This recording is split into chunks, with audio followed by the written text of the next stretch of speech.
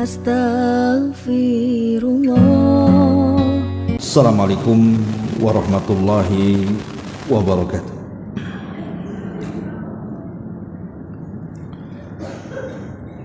Alhamdulillah,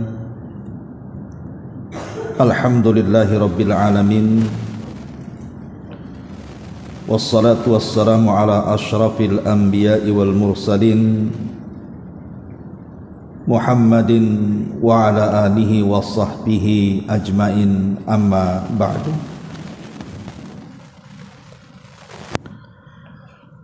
Alhamdulillah, di pagi ini kembali kita bisa duduk untuk bertalabul ilmi di Masjid Sukajadi. Tak lupa salawat serta salam kita hadiahkan kepada Rasul kita Nabi besar Muhammad sallallahu alaihi wa ala alihi wasallam. Kita lanjutkan kembali kajian kita, masih membahas 175 jalan menuju surga Allah Azza wa Jalla, dan kita masuk pada poin ke-14 pada halaman 60, bahwa di antara jalan-jalan menuju surga Allah Subhanahu wa taala adalah dengan cara menyebarkan salam.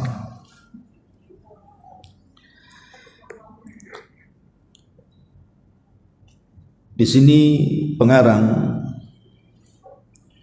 membawakan beberapa dalil, di antaranya adalah sabda Nabi sallallahu alaihi wasallam, "Inna awlan nasi billahi man bada'ahum bis salam." Sesungguhnya orang yang paling utama bagi Allah adalah orang yang memulai mereka dengan mengucapkan salam.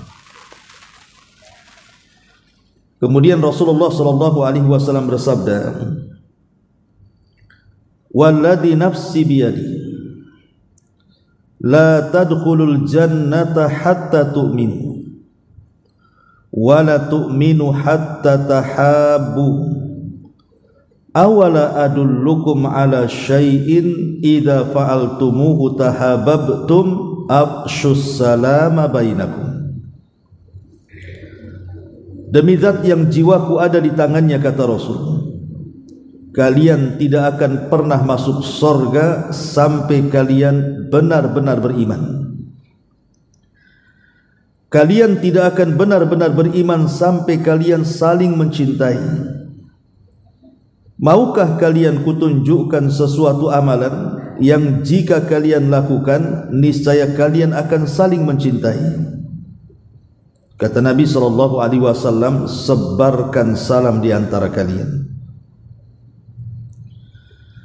Kemudian Nabi sallallahu alaihi wasallam bersabda juga, "Ya ayyuhan nas, abshus salam wa at'imut ta'am wasilul arham wa sallu bil laili wan nasu niyam tadkhulul jannata bisalam." Wahai manusia, sebarkanlah salam, berikanlah makan kepada yang membutuhkan, sambunglah tali silaturahim, dan salatlah kalian pada waktu malam ketika manusia sedang tertidur. Kata Nabi sallallahu alaihi wasallam, niscaya kalian akan masuk surga dengan selamat. Kemudian dalil terakhir dari Imran ibn Husain radhiyallahu anhu, anna rajulan jaa ila Nabi sallallahu alaihi wasallam faqala, "Assalamu alaikum." Qala an-nabiy sallallahu alaihi wasallam, "Ashrun." Thumma jaa akharu faqala, "Assalamu alaikum wa rahmatullah." Faqala an-nabiy sallallahu alaihi wasallam, "Ishruna." Thumma jaa akhar faqala, "Assalamu alaikum wa rahmatullah wa barakatuh." Faqala an-nabiy sallallahu alaihi wasallam, "Thalathun."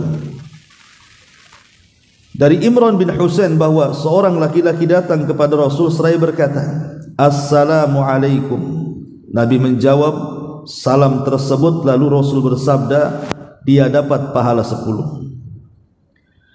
Lalu datang yang lainnya kemudian mengucapkan salam, Assalamualaikum warahmatullah. Rasul pun menjawab kemudian bersabda, yang ini dapat 20 pahala.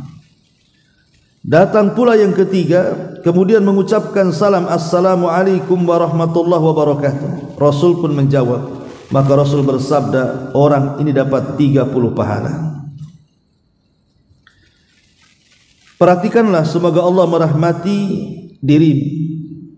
Keutamaan-keutamaan yang agung tersebut dan anugerah Allah yang mulia dalam keutamaan dan pahala, bagaimana menyebarkan salam.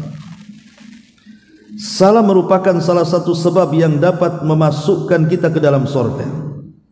Sesungguhnya orang yang paling utama di sisi Allah dan paling dekat dengan kasih sayang Allah adalah orang yang memulai dengan salam. Betapa banyak dari kalangan kaum muslimin menyia-nyiakan keutamaan tersebut dan menyepelekannya, padahal keutamaannya sangat besar di sisi Allah. Oleh karena itulah, bersegeralah wahai kaum muslimin untuk memanfaatkan kesempatan-kesempatan yang agung ini. Berusahalah menyebarkan salam kepada orang yang kamu kenal dan yang tidak kamu kenal, baik kaya maupun miskin, baik Arab ataupun non-Arab. Setiap kali orang yang kamu berikan salam adalah orang yang lemah, orang miskin ataupun orang yang tidak ada ikatan maslahat dunia denganmu, maka setiap kali pula salam itu akan menjadi pahala yang paling besar dan paling tinggi di sisi Allah Subhanahu wa ta'ala. Maka barang siapa yang bertawadhu, rendah diri karena Allah, niscaya Allah akan mengangkatnya. Baik.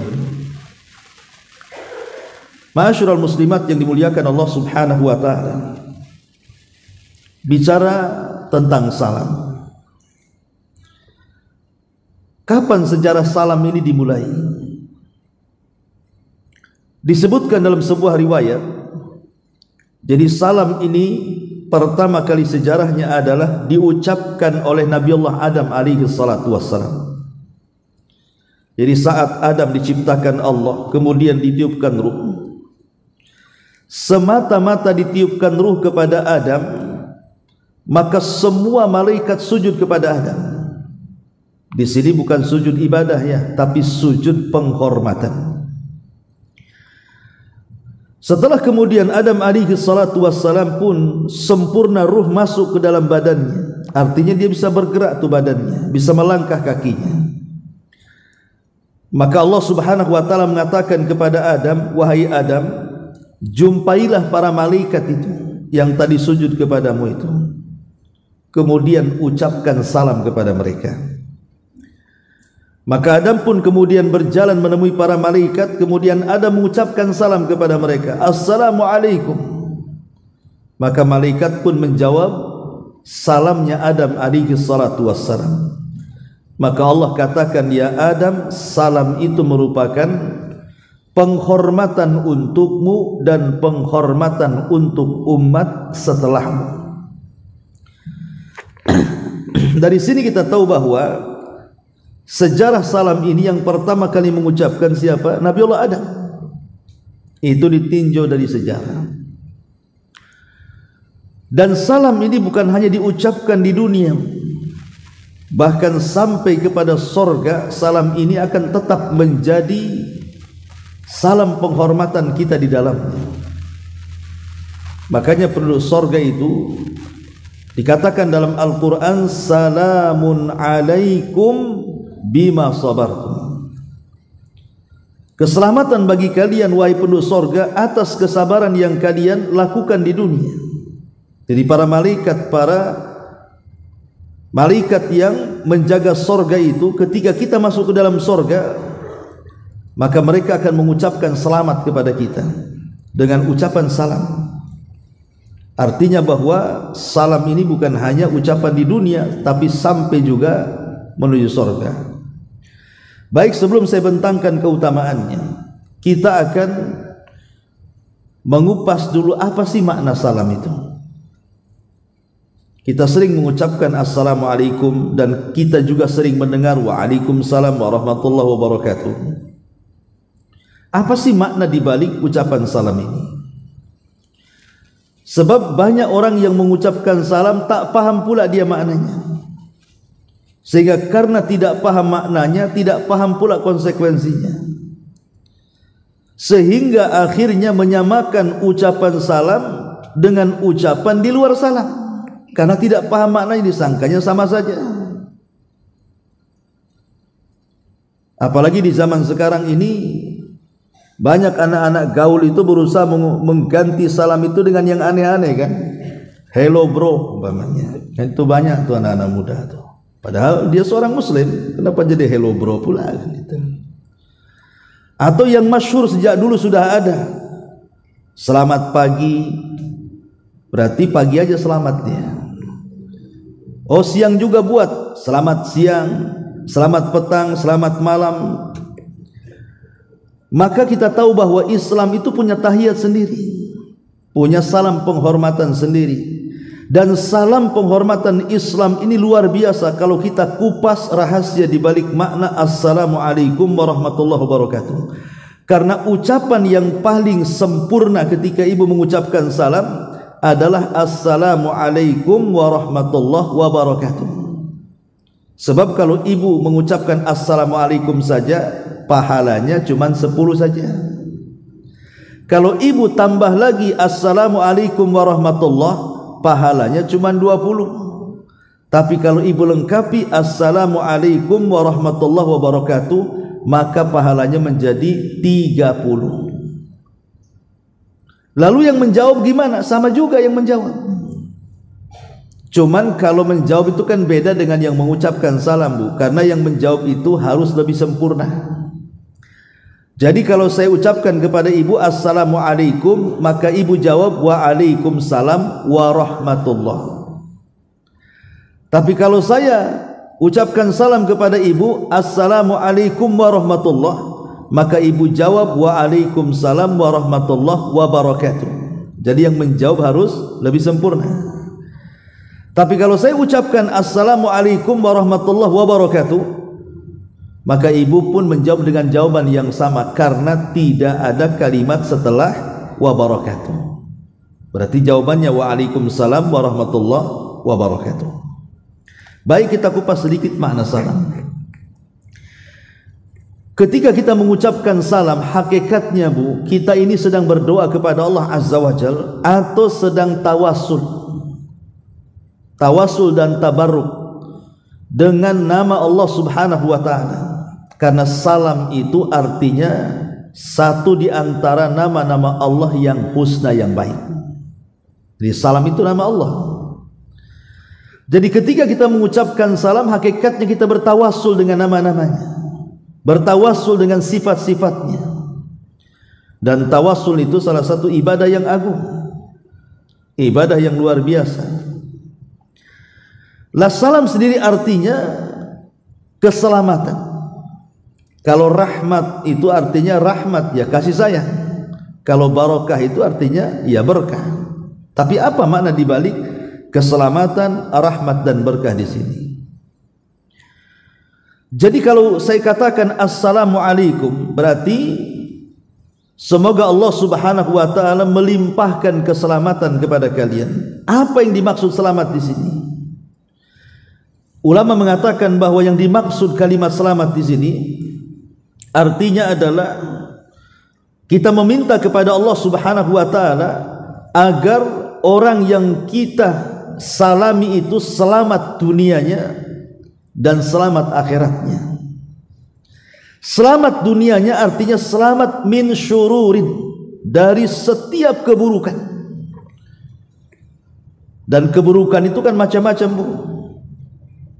Pamannya selamat untuk badan kita tidak sakit, selamat kepada usaha kita supaya tidak gulung tikar, selamat kepada keluarga kita supaya tidak bercerai-berai, selamat kepada usaha kita dan kehidupan kita supaya semua diselamatkan Allah Subhanahu wa taala. Kalau ibu punya rumah, ya selamat rumahnya tidak roboh. Kalau ibu punya kendaraan, ya selamat kendaraannya tidak mudah rusak. Kalau ibu punya tanah, ya selamat tanahnya supaya tidak diambil orang, tidak dirampas orang, tidak diklaim orang. Kalau ibu punya apa saja, punya harta selamat, tidak dicuri orang, tidak mudah rusak dan begitu seterusnya. Dan inilah yang kita hajatkan di dunia. Betapa banyak menyesal ibu beli kendaraan tahu-tahu mogok-mogokan kan itu. Ngapain saya beli kendaraan kalau sering mogok? Pamannya ibu baru beli kulkas, baru seminggu dipakai sudah nggak dingin, nggak selamat tuh kulkasnya. Ya. Jadi kalau ibu mendapatkan doa selamat itu kan beruntung bu, karena doa selamat itu yang kita cari. Apa sih yang kita cari itu? Kita ingin dapat keselamatan. Kita sendiri, anak kita, orang tua, keluarga, harta, benda, kehidupan, kan kita ingin selamat. Lah ini makna salam artinya. Belum lagi di akhirat. Selamat dari azab, selamat dari neraka, selamat dari siksa, dan masuk ke dalam surga. Jadi sedemikian dalamnya kalimat salam ketika kita mengucapkan kalimat assalamualaikum. Karena banyak orang yang tidak selamat, tidak senang hidupnya, tidak tenang hidupnya. Tapi betapa banyak orang yang mendapatkan ketenangan hidup dan keselamatan itu karena selamat segalanya. Orang mau operasi, ya, kan pengennya selamat supaya jangan mati. Betapa banyak orang yang gagal operasi akhirnya meninggal dunia. Orang ingin usaha, pengennya kan selamat, usahanya itu maju. Tapi betapa banyak orang yang usaha tidak selamat, akhirnya gulung tikar dan macam-macam. Jadi sedalam itu ucapan kalimat salam itu, maka jangan remehkan kalimat assalamualaikum. Ini yang pertama. Kemudian yang kedua, warahmatullah. Warahmatullah itu artinya rahmah, kasih sayang Allah subhanahu wa ta'ala kepada kita. Jadi semoga Allah subhanahu wa ta'ala memberikan kasih sayangnya kepada kamu, gitu maksudnya. Assalamualaikum warahmatullah, rahmat Allah supaya tercurah kepadamu. Dan kalau Allah sudah sayang dengan kita bu, berarti Allah pasti akan cinta dengan kita. Dan kalau Allah subhanahu wa ta'ala sudah cinta dengan kita, maka semua malaikat akan cinta dengan kita. Bahkan bukan hanya malaikat, semua makhluk yang ada di bumi akan cinta dengan kita. Dan orang kalau diberikan rahmat oleh Allah subhanahu wa ta'ala, maka akan lembut hatinya. Orang-orang yang keras hati itu karena tidak diberikan kasih sayang oleh Allah azza wa jalla. Dan kalau Allah memberikan rahmat kepada kita bu, maka hidup kita ini akan terbimbing. Hati kita tidak mungkin keras, ya. Karena kerasnya hati itu kan pintu semua keburukan.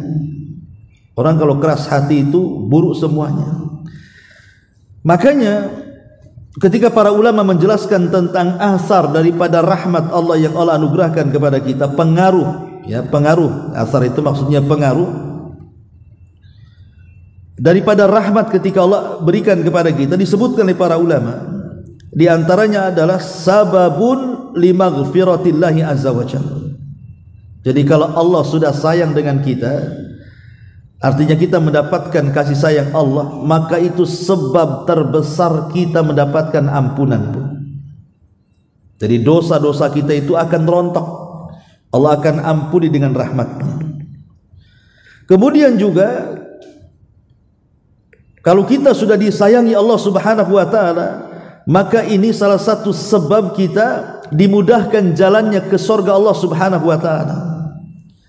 Karena dahulu bu, di zaman Bani Israel,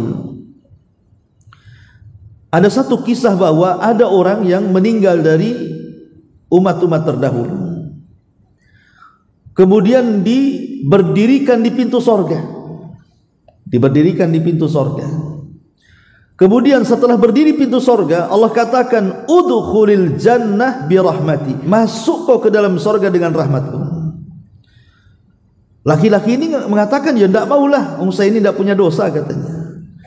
Sejak kecil sampai tua, sampai meninggal aku ibadah terus, aku tidak pernah punya dosa.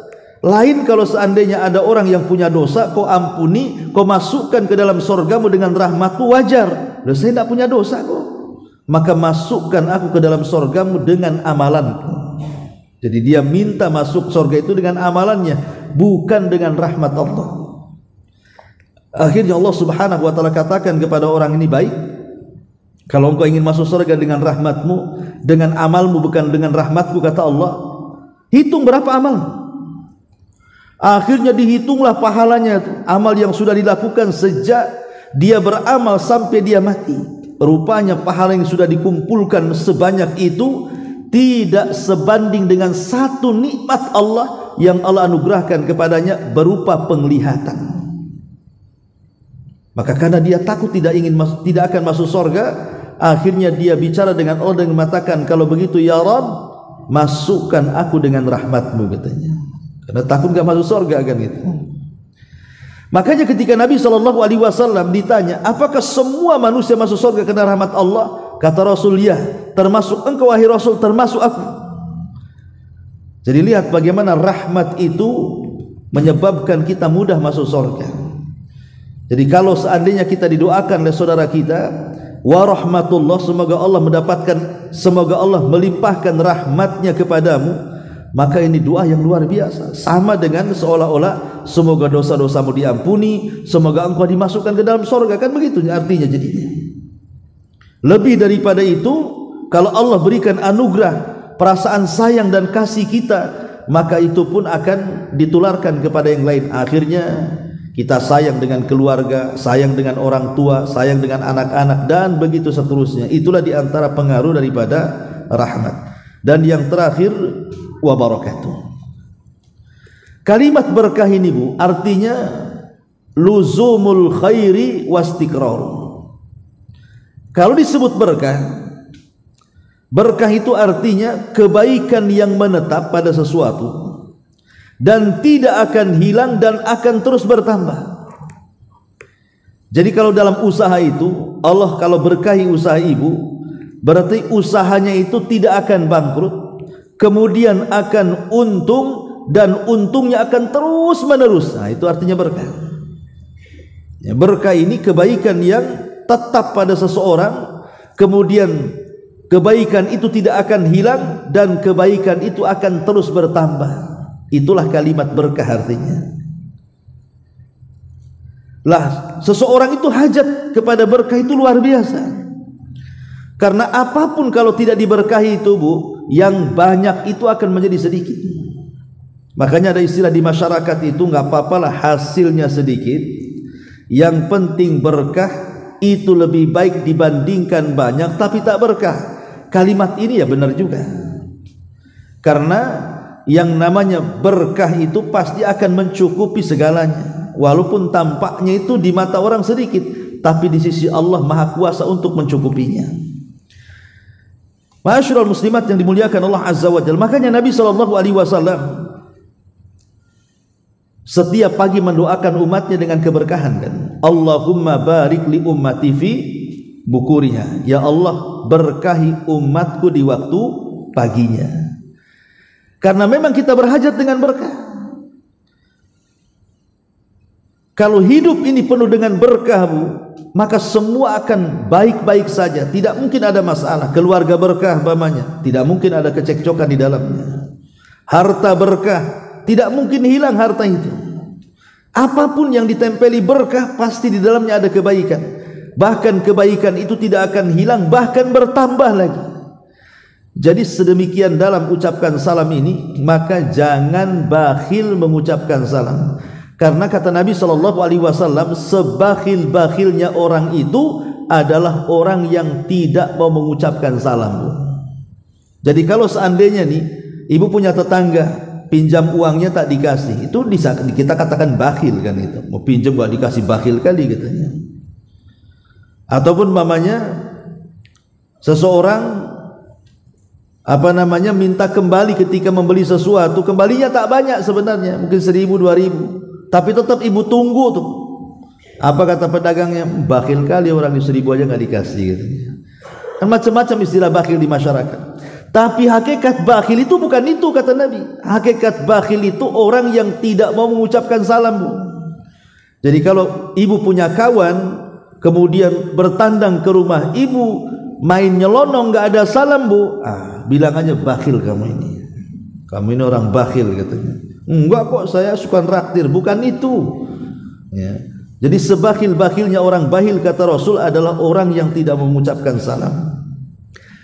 Yang jadi keanehan di masyarakat ini, Bu, kadang-kadang gini, Bu, ya. Ibu kalau ketemu umpamanya keluarga orang, entah suami orang, entah apa gitu kan, kadang-kadang ramah kan, Bu, Assalamualaikum Pak, itu suami orang tuh. Tapi kalau sama suaminya sendiri tak pula ibu mengucapkan salam tuh. Kan aneh kan ya, Bu, ya.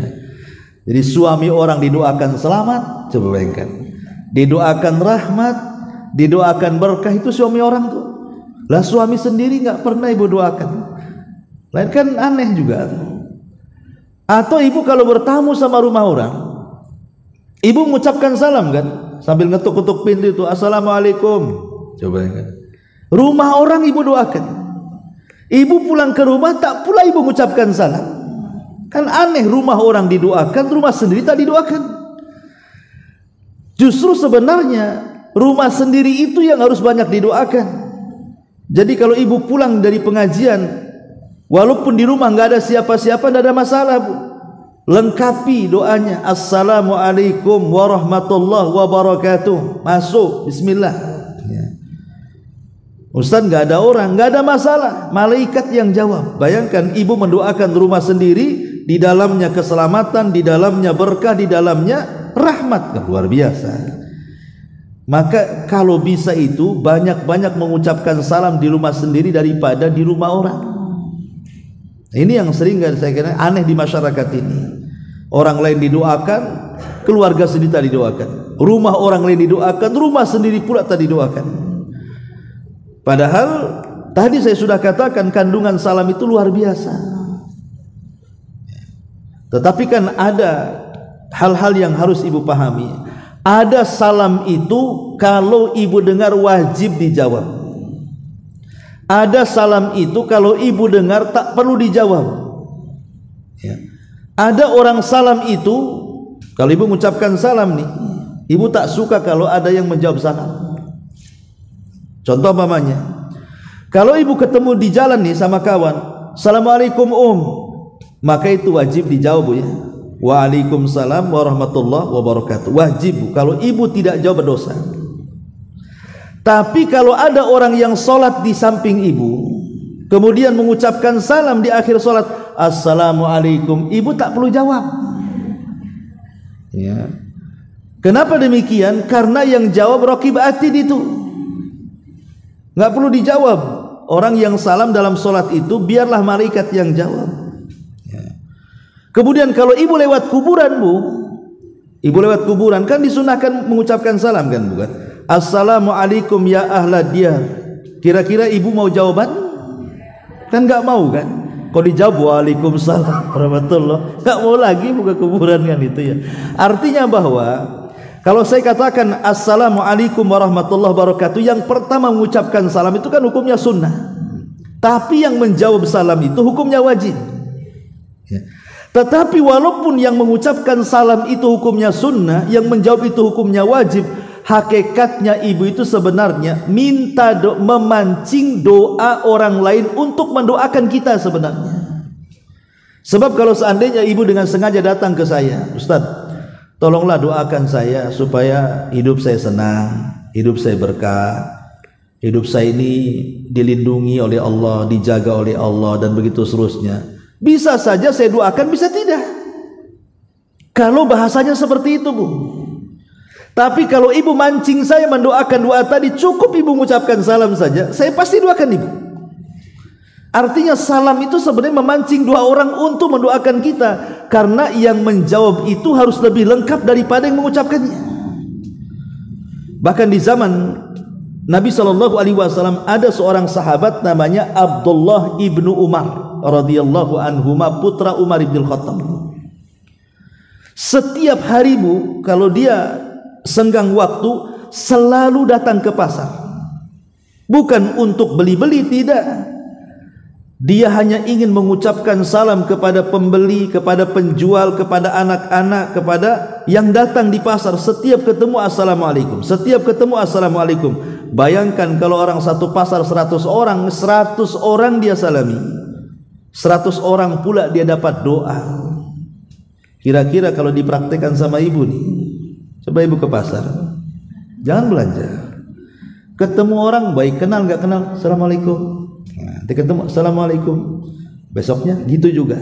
Kira-kira dianggap gila atau waras, Bu? Ngapain lah orang ini ke pasar tiap hari hanya untuk, tapi itulah para sahabat seperti itu, nggak peduli mau orang nganggap apa, nggak ada masalah. Ibnu Umar itu hanya sampai ketika ditanya, Ibnu Umar, kenapa engkau bolak-balik masuk pasar tapi kau tidak belanja, katanya. Kata Abdullah ibn Umar radhiyallahu, aku hanya ingin mencari kebaikan di dalam pasar, katanya, minta doa orang. Jadi ketika kita mengucapkan salam itu hakikatnya orang kita sedang mancing orang mendoakan kita. Makanya dalam Islam itu walaupun hanya terhalang satu tembok sekalipun, pamannya kita sudah ketemu tadi di teras tuh, assalamualaikum tahu dia masuk ke masjid, keluar lagi, maka itu sudah dianjurkan mengucapkan salam lagi. Kucing-kucingan berdua aja lah, Bu. Assalamualaikum, ketimbang tembok assalamualaikum, kan itu. Karena memang salam ini adalah tahiyat kita kaum muslimin, bahkan tahiyatnya para nabi dan tahiyatnya penduduk surga. Maka jangan sia-siakan untuk mengucapkan salam. Ma'asyiral muslimat yang dimuliakan Allah Azza wa Jalla, kita masuk kepada faedahnya. Apa sih faedahnya? Kenapa kita kemudian sangat dianjurkan mengucapkan salam ini? Pertama, faedah salam ini, Bu. Ya.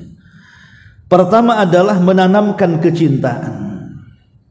Jadi salam ini adalah kalimat yang menanamkan kecintaan sesama kita kaum muslimin dan menghilangkan kedengkian sesama kita kaum muslimin.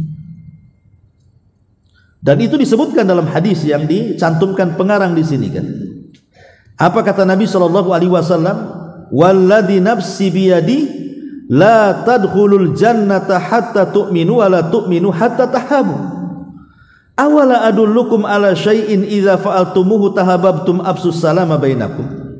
Kata Nabi SAW, demi zat yang jiwaku berada di tangannya, kalian tidak akan masuk surga kalian sampai kalian beriman, dan kalian tidak dinyatakan beriman sampai kalian saling mencintai. Maukah kuhabarkan kepada kalian sebuah amalan yang kalau kalian kerjakan pasti kalian saling mencintai? Kemudian Rasul mengatakan, sebarkan salam di antara kalian. Dan saya pastikan, Bu, siapapun yang membenci ibu, kalau seandainya ibu ingin baik dengan dia, kalau langsung bicara, Bu, biasanya orang itu tidak mungkin mau menerima pembicaraan kita. Jawab aja, Bu, mungkin melengos dia wajahnya, kan. Namanya ada ibu bermasalah dengan tetangga, mau ngomong sama dia, kadang-kadang segan, Bu, namanya bermasalah, kan gitu. Mau ngomong dari mana, ujung pangkalnya pun bingung kita. Tapi sebenarnya Islam itu sudah mengajarkan bagaimana caranya supaya kita ini melembutkan hati orang yang bermasalah dengan kita.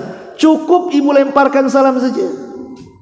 Jadi kalau ibu mau ke pasar, lewat rumah dia, nampak dia sedang nyapu, assalamualaikum mungkin awalnya nggak mau jawab, ya. Besok-besok ibu ucapkan salam lagi. Mungkin juga kedua belum mau menjawab. Boleh jadi ketiga, keempat tuh nanti jawab tuh. Walaupun mungkin keempat, kelima mungkin gitu aja ya. Ya nggak paham tuh bahasanya. Kadang-kadang main salam ujungnya saja. Tapi lama-lama insya Allah sabda Nabi SAW tidak mungkin bohong. Pasti lama-lama dia akan lembut hatinya tuh. Jadi kalau ibu mau bingung dari mana mulainya, saya harus ngomong sama dia, nggak usah bingung, ucapkan salam. Dari salam ini dimulai. Nah, kalau sudah cair baru ngomong nanti. Karena Nabi yang mengatakan seperti itu. Ini yang pertama. Jadi salam itu akan menumbuhkan perasaan cinta. Kemudian yang kedua, ketika ibu terus menyebarkan salam, hakikatnya ibu sedang membuat marah orang-orang kafir. Karena di zaman Nabi SAW, orang yang tidak suka dengan salam kita kaum muslimin itu orang-orang Yahudi. Jadi orang Yahudi itu paling benci dengan ucapan salam. Jadi kalau kita umpamanya sering mengucapkan salam, berarti hakikatnya membuat marah orang-orang kafir. Membuat marah orang-orang kafir karena orang kafir tidak suka dengan salam. Dan ini keutamaan ketika kita menyelisih orang-orang kafir, berarti kita sedang meninggikan Islam, karena kejayaan Islam itu salah satunya ketika kita menyelisihi orang kafir. Contoh umpamanya hadis Nabi SAW mengatakan, la tazalun nas bi khairin ma'ajjalul fitra wa yuakhiru sahur. Umat Islam ini akan senantiasa jaya apabila mereka mau mengakhirkan menyegerakan berbuka dan mengakhirkan sahur, kan begitu dalam hadis. Sekarang pertanyaannya, apa kaitan kejayaan umat dengan menyegerakan berbuka dan mengakhirkan sahur? Ini kan soal makan. Masa makan aja bisa jaya Islam, ya? Bukan masalah makan buka atau makan sahurnya, tapi dengan menyegerakan berbuka dan mengakhirkan sahur, di balik itu ada penyelisihan terhadap orang kafir. Karena orang-orang Nasrani mereka puasa juga, tapi bukanya malam-malam. Maka jangan sampai kemudian kita menyerupai mereka, kalau tung maghrib langsung buka, karena mereka bukanya setelah maghrib, gitu maksudnya. Begitu juga ketika sahur. Kenapa kita kemudian ketika puasa sahur? Karena menyelisih ahli kitab juga. Karena mereka itu puasa tapi tak sahur, kita puasa sahur. Berarti bukan masalah makannya. Kenapa Islam itu jaya? Karena ada penyelisihan di situ. Penyelisihan dengan orang kafir, gitu maksudnya. Atau contoh yang lain lah. Nabi SAW pernah bertanya kepada para sahabat tentang uban kepala. Kata Rasul, macam mana pendapat kalian orang-orang Yahudi itu dengan uban-uban mereka? Maka sahabat mengatakan, Rasul, mereka membiarkan saja, memutih begitu saja. Maka Rasul selisihi mereka. Warnai rambut-rambut kalian, tapi hindari warna hitam, kata Rasul. Ini kan Rasul menyuruh menyelisih, kan? Warnai rambut kalian, tapi hindari warna hitam. Boleh kita menyemir rambut, tapi jangan warna hitam. Sebab kalau warna hitam itu nanti akan melupakan kalau ibu itu sudah tua jadinya, si muda terus, kan? Padahal tua itu salah satu pelajaran bagi kita supaya kita semakin mawas diri. Oh, saya sudah tua, harus banyak beramal dan begitu seterusnya. Loh, kalau nggak dapat ciri-ciri tuanya kan nggak merasa tua jadinya. Maka boleh menyemir dengan warna lain, tapi jangan hitam, gitu maksudnya. Kemudian yang ketiga, kenapa salam ini sangat dianjurkan?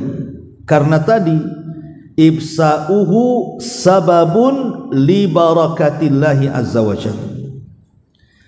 Dengan menyebarkan salam itu menyebabkan sebab kita mendapatkan berkah dari Allah Subhanahu wa taala. Anas ibn Malik yang membantu Nabi sallallahu alaihi wasallam selama 10 tahun. Jadi Anas itu putra daripada Rumaisah bintu Bilhan. Jadi ketika Rasul hijrah ke Madinah, Rumaisah ini kan belum punya anak kecuali satu, namanya Anas bin Malik. Lah ketika semua wanita banyak yang bersedekah dengan gelang, dengan anting, dengan emas-emas mereka kepada Rasul, dia tidak ada yang disedekahkan. Tapi dia ingin sedekah. Kemudian dia melirik anaknya yang usia 10 tahun itu, namanya Anas bin Malik. Dibawanya Anas bin Malik ke hadapan Rasul, ya Rasulullah, aku sedekahkan putraku, katanya. Disedekahkan putranya. Maksudnya disedekahkan bukan disedekahkan kayak menyedekahkan emas, bukan. Maksudnya disedekahkan, jadikan dia pembantumu sesuka kamu. Pakai tenaganya, itu maksudnya. Makanya sejak itu Anas menjadi pembantu Rasul sampai Rasul wafat. Lah Nabi SAW saking sayangnya dengan Anas bin Malik karena sudah membantu dia, kan, tanpa dibayar. Maka Nabi mengatakan kepada Anas bin Malik, ya bunai, idza dakhalta ila baiti ahlika fasallim alaiha takun barakatan laka wa barakatan li ahli baitika. Wahai Anas, kalau engkau masuk ke rumah keluargamu, jangan lupa ucapkan salam. Karena salam itu sebab Anda mendapatkan berkah dan keluarga Anda juga mendapatkan berkah. Jadi salam itu sebab daripada datangnya berkah. Ini yang berikutnya. Kemudian juga diantara faedah daripada salam ini sendiri, ya. Salam itu sendiri adalah berdasarkan hadis Nabi SAW adalah sebab termudah orang masuk ke dalam surga.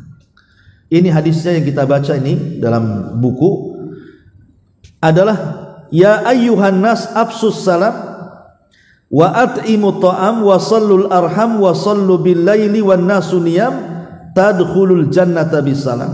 Wahai para manusia, sebarkan salam, berikanlah makan, sambunglah tali silaturahim, salatlah kalian pada waktu malam ketika manusia sedang tidur, niscaya kalian akan masuk surga dengan selamat.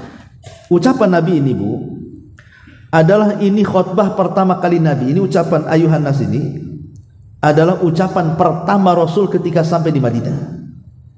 Jadi ketika Rasul hijrah dari Mekah ke Madinah, Rasul kan disambut oleh para sahabat di daerah Kuba sebelum masuk ke Madinah. Ada namanya Kuba.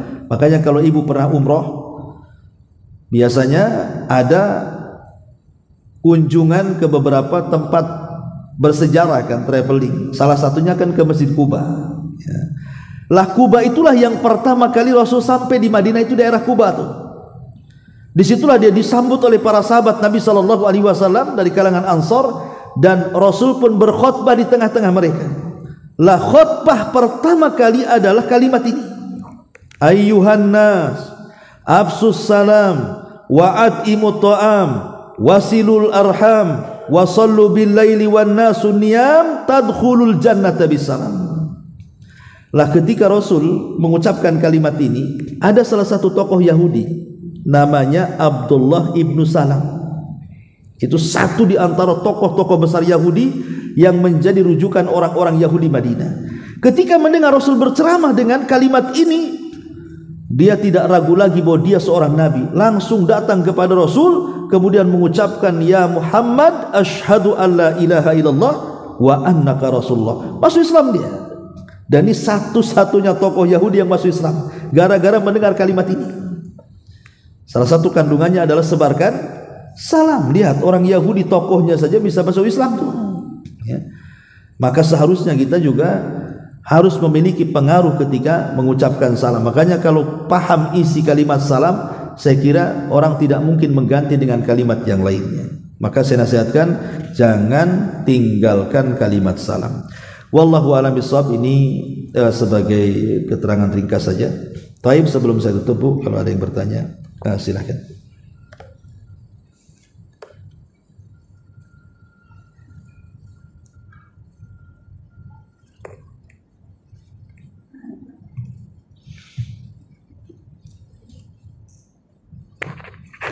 Ada? Assalamualaikum warahmatullahi wabarakatuh. Waalaikumsalam warahmatullahi wabarakatuh. Ustaz, hadis tadi mengatakan bahwa kita masuk surga dengan selamat. Bukankah kita sudah masuk surga itu sudah berarti selamat? Maksudnya seperti apa, Ustaz? Ya, alhamdulillah. Ada kisah dari Abu Bakar Siddiq radhiyallahu anhu. Jadi Abu Bakar pernah mengatakan, kalau kaki yang sebelah kananku masuk ke dalam sorga, tapi kaki kiriku belum masuk ke dalam sorga, maka belum merasa aman dari keamanan Allah Azza wa Jalla. Sampai kedua kakiku betul-betul masuk ke dalam sorga, baru dia merasa selamat. Jadi sampai Abu Bakar mengatakan, kalau dua-dua kakiku belum betul-betul masuk ke dalam sorga, maka aku tidak aman, katanya. Padahal satu kakinya sudah di sorga kan, kaki satunya belum masuk. Kata Abu Bakar, aku belum merasa aman sampai dua-duanya masuk ke dalam sorga. Nabi Adam alaihi salatu wassalam pernah masuk sorga kan, ketika diciptakan. Kemudian Allah masukkan dia ke dalam sorga. Tapi apakah Adam alaihi salatu wassalam kemudian selamat terus di sorga? Tidak. Adam dikeluarkan dari sorga. Kenapa? Karena tidak selamat dari maksiat kan. Dia memakan buah larangan. Akhirnya dikeluarkan lagi. Padahal sudah masuk tuh, dikeluarkan lagi. Karena bermaksiat kepada Allah Azza wa Jalla, tidak boleh mendekat pohon larangan, didekati, dimakan pula tuh buahnya sama istrinya Hawa. Makanya nanti ketika kita dimasukkan ke dalam sorga, kalau Allah takdirkan kita masuk sorga, Jadi Allah Subhanahu wa taala sudah menjanjikan kepada seluruh penduduk surga, baik yang tinggi ataupun yang rendah tingkatannya, untuk berkumpul di sebuah tempat. Maka ketika seluruh penduduk surga berkumpul di sebuah tempat, Allah akan datang, dan datangnya Allah di balik hijab. Allah itu punya hijab yang menghalangi kita langsung dengan zatnya, dan hijabnya Allah itu berupa cahaya. Kemudian di balik hijab Allah katakan, saluni ma syi'tum fahadha yaumul majid. Mintalah sesuka hati kalian, ini hari tambahan nikmat untuk kalian. Maka penduduk surga mengatakan, ya Rabb, alam tubayyid wujuhana. Ya Rabb, bukankah engkau sudah memutihkan wajah-wajah kami? Wa tudkhilanal jannah wa tubaiduna anin nar, kau masukkan kami ke surga, kau hindarkan kami neraka. Ini sudah cukup ya Rabb. Tapi Allah mengatakan, saluni ma syi'tum, minta. Penduduk surga bingung, apa yang diminta? Kenikmatan di surga itu sudah luar biasa, tidak dilihat mata, tidak pernah dengar telinga, terlintas di otak manusia saja tidak bisa dibayangkan kenikmatan surga itu. Tapi Allah terus mengatakan, saluni, minta. Karena kebingungan penduduk surga ini mau minta apa? Berdirilah Nabi Adam alaihi salatu wassalam. Kemudian Adam mengatakan, salullaha ridha. Hei penduduk surga, kata Nabi Adam, mintalah kepada Allah keredhoannya. Kenapa? Fa in sakhita alaikum akhrajakum kama akhraja abawaikum minal jannah. Sebab kalau Allah sudah murka kepada kalian, kalian pasti dikeluarkan dari surga sebagaimana dulu bapak kalian Adam dikeluarkan dari surga. Akhirnya penduduk surga sepakat meminta keridhaan Allah Subhanahu wa taala agar Allah tidak murka selamanya. Maka Allah Subhanahu wa taala mengabulkan bahwa Allah tidak akan murka dan akan ridho kepada penduduk surga. Artinya mereka selamat dari keluar dari surga kan? Karena Allah sudah ridho masalahnya. Ya. Tapi Allah Subhanahu wa taala Karim, cukup sampai di sini tidak. Allah mengatakan, saluni ma syi'tum, minta lagi. Bingung lagi penduduk surga tuh. Ya Rabb, apalagi yang harus kita minta? Engkau sudah memutihkan wajah kami, memasukkan kami ke dalam surga, mengeluarkan kami neraka, ini sudah cukup ya Rabb. Tapi Allah terus mengatakan, saluni, minta. Karena mereka kebingungan mau minta apa lagi. Berdirilah Nabi Musa alaihi salatu wassalam. Kemudian Musa mengatakan, mintalah kepada Allah agar kalian bisa melihat wajahnya. Karena dulu aku pernah meminta di dunia, Allah katakan, lantarani, engkau tidak bisa melihatku. Akhirnya sepakat penduduk surga mengatakan, ya Rabb, kami ingin melihat wajahmu. Maka Allah Subhanahu wa taala tiba-tiba menyingkap tabirnya yang berupa cahaya itu. Ketika tersingkap tabir Allah Subhanahu wa taala, seluruh penduduk surga melihat Allah. Maka semua mengatakan, demi Allah, tidak ada nikmat yang paling besar yang Allah anugerahkan di surga melebihi ru'yatullah, mampu memandang Allah Azza wa Jalla.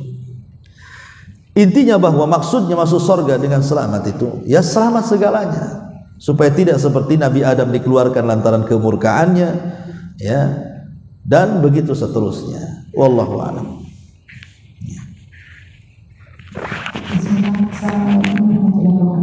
Waalaikumsalam. Ingin bertanya tentang adab mengucapkan salam. Iya. Kata Bapak mendengar kalau dalam majelis seperti ini, kalau ingin bertanya kita tidak usah lagi mengucapkan salam. Padahal kita sendiri kan ingin mendapatkan keberkahan dan jawaban salam dari Ustaz dan jemaah yang lain.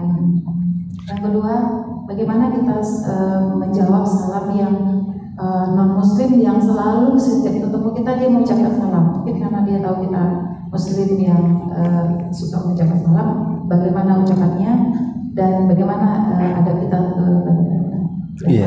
Assalamualaikum warahmatullahi wabarakatuh. Waalaikumsalam. Kalau masuk ke dalam majelis, umpamanya saya sendiri umpamanya masuk ke dalam majelis dan tidak mengucapkan salam, otomatis saya mengucapkan salam ketika memulai kajian karena belum mengucapkan salam. Ya. Tapi kalau sudah mengucapkan salam, tidak mengucapkan salam pun tidak ada masalah, karena sudah mengucapkan salam ketika masuk. Dan tidak usah ibu rame-rame menjawab salam. Namanya saya assalamualaikum semua rame-rame. Kan menjawab salam itu kalau sifatnya kelompok, maka diwakilkan saja 1-2 menjawab. Kan begitu etikanya. Ya, jadi tidak semua. Kadang-kadang seorang dai ini mengulang sampai 3 kali. Ya, ini nampaknya kurang kompak nih. Saya doakan yang tidak jawab salam suaminya kawin lagi. Kan ada ya yang kayak gitu tuh Bu. Ya. Gimana ceritanya? Ya kalau ibu mengucap umpamanya rame-rame gini, justru tidak ada sunnahnya. Sunnahnya kalau 1-2 mewakili sudah dianggap fardu kifayah kan gitu. Nah, umpamanya ada 4-5 orang sedang nongkrong, ibu jalan kaki, assalamualaikum. 1 saja mewakili jauh sudah cukup. Tidak semuanya serentak gitu kan. Nah dalam majelis ilmu pun sama seperti itu. Artinya 1 orang yang jawab itu sudah mewakili semuanya gitu maksudnya. Kemudian orang kafir ini ada 3. Syekh Utsaimin rahimahullah taala ketika ditanya tentang masalah hukum menjawab salam dari orang kafir, maka beliau menyebutkan 3 perkara. Ya. Yang pertama, kalau seandainya orang kafir ini memulai dengan salam, kemudian ucapan salamnya samar-samar, mungkin tidak fasih gitu ya, ucapan salamnya samar-samar, maka cukup menjawab waalaikum titik sampai di sini. Jangan dilanjut waalaikumsalam, salamnya dibuang kalau dia samar-samar ucapannya. Ya. Yang kedua, kalau jelas-jelas dia mengucapkannya itu merubah kalimat salam, seperti di zaman Nabi SAW, Yahudi ketika berpapasan dengan Rasul bukan assalamu alaikum tapi assammu alaikum. Assalam dengan assam itu kan beda. Kalau assalamu alaikum keselamatan, kalau assam itu artinya racun, berarti semoga kebinasaan jadi artinya. Maka Nabi SAW kemudian mengatakan wa alaika engkau aja binasa katanya. Ini yang kedua. Yang ketiga, kalau dia fasih mungkin orang kafir ini pernah, mungkin orang Arab dia, tapi kafir. Kadang-kadang kan ada tuh orang-orang non muslim tuh kalau mengucapkan salam fasih kan, lebih fasih pula dia daripada kita. Kalau betul-betul dia mendengar, kita mendengar fasih betul-betul, bukan assalamualaikum, enggak samar-samar juga dia mengucapkan assalamualaikum, jelas-jelas kan itu ya, warahmatullahi wabarakatuh, lengkap pula dia. Maka kata beliau cukup menjawab waalaikumsalam titik, enggak perlu warahmatullahi wabarakatuh. Kalau memang jelas ucapannya boleh kita jawab, tetapi waalaikumsalam saja. Titik sampai di situ. Itu rincian daripada Imam Ibnu Utsaimin rahimahullah ketika kita menjawab salamnya orang kafir. Dan kita tidak boleh memulai mengucapkan salam kepada mereka, tidak boleh. Tidak boleh. Makanya saya juga heran kalau ada seorang ustadz diundang berpidato di orang-orang yang semuanya Nasrani atau semuanya Yahudi yang tidak ada orang Islamnya, tiba-tiba dia mengucapkan salam kan itu. Tidak boleh, kata Rasulullah, la tabda'ul yahuda wan nasara bisalam. Jangan memulai kepada orang Yahudi dan Nasrani dengan mengucapkan salam, tidak boleh. Kita jangan memulai mengucapkan salam. Tapi kalau mereka yang mengucapkan duluan, lihat tadi bahasanya kata Syekh Utsaimin, kalau agak samar-samar ya, maka kita katakan waalaikum. Kalau doanya rupanya diganti salam menjadi assalamualaikum, tetap jawabannya waalaikum. Tapi kalau dia jelas assalamualaikum warahmatullahi wabarakatuh, cukup kita waalaikumsalam. Nah gitu saja. Ya, bisa paham ya? Wallahu a'lam. Di sini saya belum ada bertanya. Subhanahu wa ta'ala, asyhadu an la ilaha illa anta, astaghfiruka wa atubu ilaik. Allahu ta'ala alam. Assalamualaikum.